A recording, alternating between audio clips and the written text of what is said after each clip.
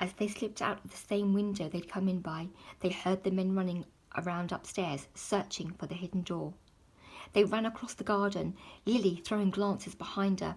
Skirting the edge of the lawn, they ducked behind a snow-covered pile of compost and stopped. Lily caught her breath and adjusted the bundle under her arm. "We'll be safe here for a minute," she said, brushing her fringe from her face. "I'm going to have to trust you. I hope you're telling me the truth." Robert nodded. The smell of rotting food was making him queasy. Or was it the running? "You can trust me," he said. "Good." She gave a sniff. This isn't the way I wanted to leave it, with so much undone. But I can't go back now. Not when everyone wants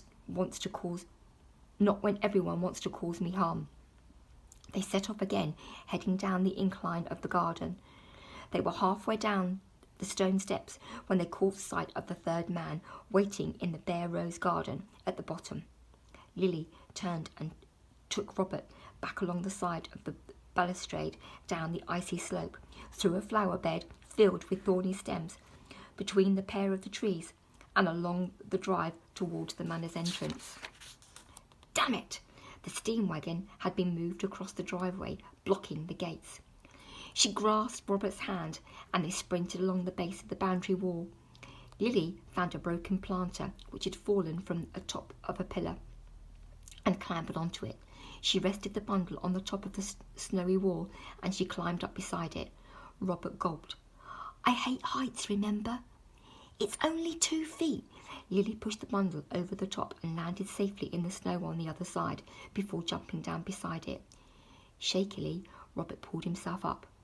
The icy flakes wet his gloves and made them slippery as he climbed up onto the parapet and hung from the far side.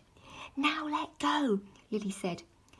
He let his feet dangle, kicking against the frozen bricks before he dropped and rolled to the ground. He picked himself up and dusted the snow from his breeches. Lily swung the bundle over her shoulder. "Come on," she said, and she ran off through the deep drifts. If you want the village," he called after her. "It's more to the west, that way."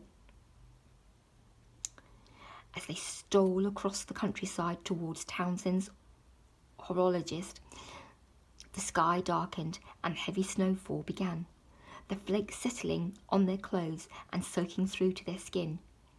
Robert led the way, taking Lily round the edge of the village to come via the north lanes, all the time keeping an eye for those men. He'd a horrible feeling they were watching everything he did, and at the moment might jump out from behind the hedge and grab Lily and her bundle before he'd time to stop them.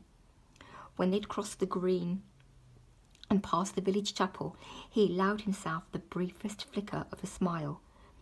"Everything's going to work out fine, miss," he said, keeping his voice bright. "Not long now, and we'll be safe at my shop." They reached the top of the bridge road, and he sighed with relief at the familiar snow-covered street.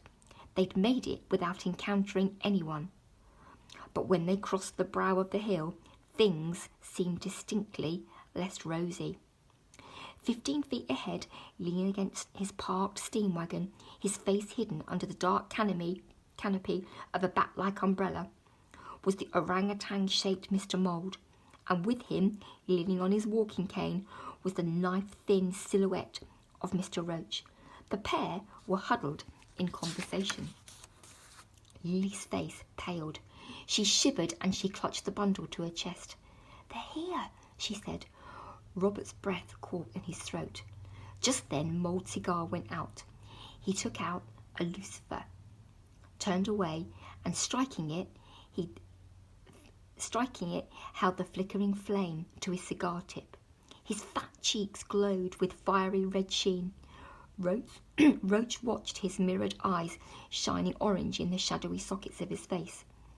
He was waiting to finish whatever he'd ever been saying, and both men were so intent on Mould's task that they failed to notice Robert and Lily at the far end of the street.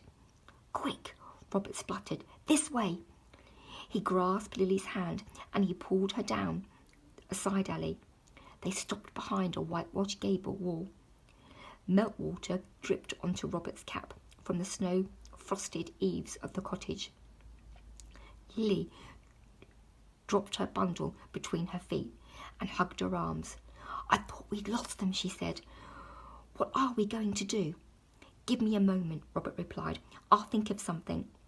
He tried, but he could not, and the red glowing vision of the men hung about in the dark, filling him with despair. Is there any other way into the shop? Lily asked. If you go to the end here, he said, there's a path leads back onto the road further down. From there you can cross over and sneak through the gate into the backyard. Then let's do that, Lily said. You can't, not without, they'll see us. Robert stepped away from her and headed towards the mouth of the alley. What are you doing? Lily asked. He gulped and gestured at the street.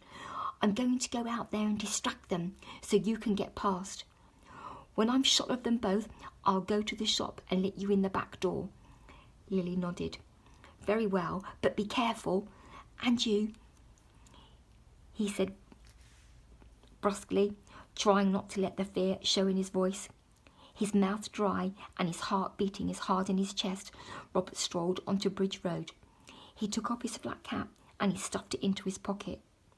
When he glanced back, Lily was edging towards the far end of the alley. He sauntered along the street